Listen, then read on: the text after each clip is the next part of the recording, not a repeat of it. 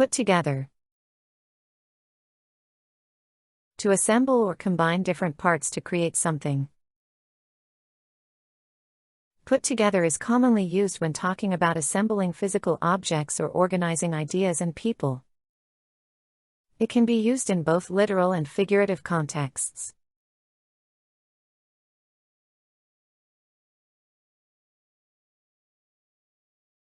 She put together a puzzle in an hour.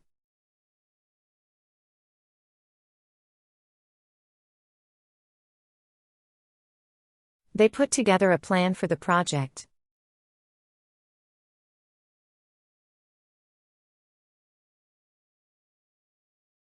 He put together the new furniture by himself.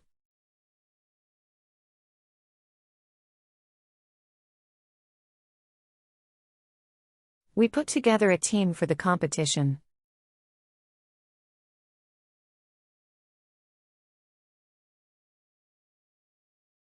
She put together a delicious meal for her family.